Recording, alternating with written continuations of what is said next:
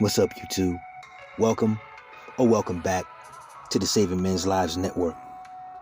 Today, fellas, I want to come before you to remind you to be very careful who you take advice from, especially for those of you guys who have sought out the advice of women when it comes to how to get, how to impress, and how to keep women. You know, those of you guys who have older sisters, moms and aunties and female friends, it's really not in their best interest to tell you what works when it comes to picking them up, when it comes to getting their clothes off. It's really not in their best interest to tell you what works, partially because a lot of them don't even realize what it is they respond to when it comes to their sexual attraction. And also, a lot of them can't allow you to see them in that light. Now, the big part of it is social proof, fellas. Women love status more than they would ever admit because it makes them sound shallow. And women are very, very cautious about what they say, what they wear, and what they do, and how it makes them appear. You see, a guy who has social proof, it could be as simple as his popularity, but also it could be the kind of guy they know other women want to do, have done, or he gets laid a lot. This kind of guy will have a whole list of things that turn women on.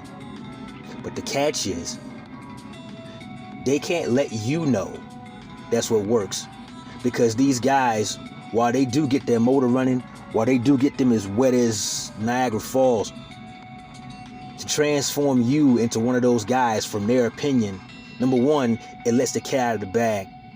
It allows you to see behind the curtain as to how the magic tricks of the magic show works. But also, they're afraid you're going to look at them as less than.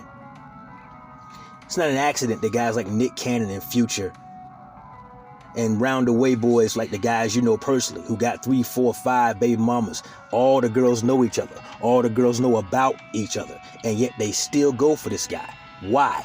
Because the social proof states that because other women want to do this guy, I too want to do this guy. And it doesn't matter whether or not this guy is good for me or not. It doesn't matter if this guy is completely a F-boy or not. Doesn't matter.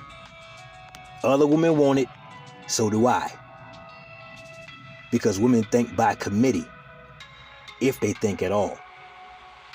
And if the committee, if the sisterhood says this guy is a select guy, then they want to see what all the fuss is about. They can't tell you that, because that, again, could possibly change how you view them. That's not good enough for you. It's 4 things women love to do to their own detriment. And they don't wake up to the fact until it's way too late and they've already crashed into the wall. The first thing they do is they transform men they profess to love into the simps they wouldn't even want. I'll give you an example. You go ask somebody like your mom or your older sister, for those of you guys who have one, your girl cousins, if you're an idiot to have one, a girlfriend that's platonic. Don't do that. But let's just keep it with the example. You ask them, this is girl I like. How should I impress her?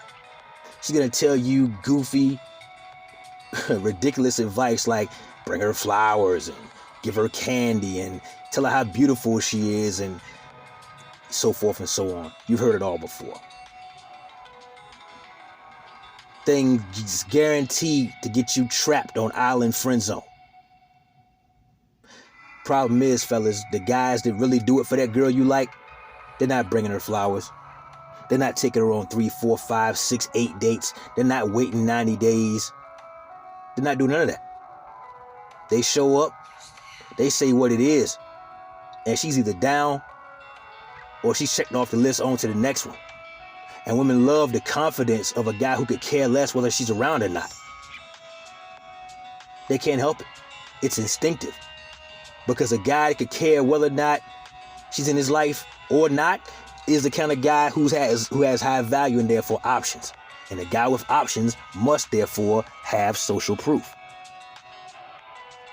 So the simple fact of the matter is, the second thing they do is they want to reward the bad boy with their desire. They reward him with their cooperation. Because she's not saying we'll see. She's not saying I'll get back to you. She's not saying I'll check my schedule. He says come, she comes over to come. That's how that works. Whether it's the only day of the month he got free because he's a busy guy, or whether it's 4 a.m. because he was up, couldn't sleep, doesn't matter. She'll drive 10 miles one way for the guy she wants. And then she'll reward him with sexual access. He's not hopping through hoops. He's not jumping over hurdles. He's not walking over hot coals. It's smooth. It's easy for him.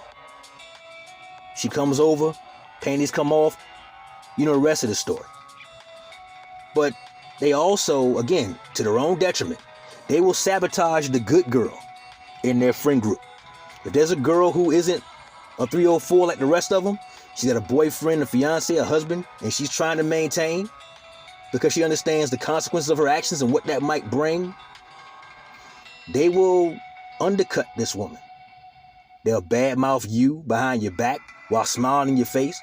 They'll say things to her when you're not around like, girl, he ain't gonna never find out. Girl, you know you deserve this. You know he made you mad last week. And before you know it, the peer pressure will get to her. And before you know it, she'll be taste testing other eggplants than yours. Hopping up and down like a pogo stick on the next long strong that ain't attached to you. They can't help themselves. Fourth, they love transforming the men they allegedly love into the guys they can't stand to look at. How many guys do you know when they first met the girl, they rode motorcycles, had a beard, they went skydiving, no, anything, whatever they were into, whatever they were doing, they were part of a band maybe. And they started dating this girl, and before you know it, you haven't heard from him in weeks. You haven't seen this guy in about a month. He becomes this whole different person. And after a while, she's repulsed by this person. And then she'll say to him, I'm leaving you.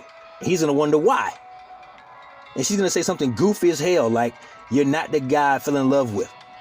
Now, a logical man, a reasonable man, would say in response, because he doesn't understand female nature, he'll say, well, I changed for you. I changed who I am because you said you wanted me to shave off my beard. You wanted me to cut my long hair. You wanted me to start covering up my tattoos with long sleeves. You asked me to sell my motorcycle. So forth and so on. She won't respond, you're right. I'm sounding crazy right now. What was I thinking? She's going to look inside through solipsism. And she's going to say, well, I never told you to do that, as if it never happened. My advice, fellas, is to do it this way. Take it one step at a time. And with that, that's my time. Like the video, comment down below, share and subscribe. Never let your brother suffer in silence when the truth could set him free. Networkers, we working. Till next time.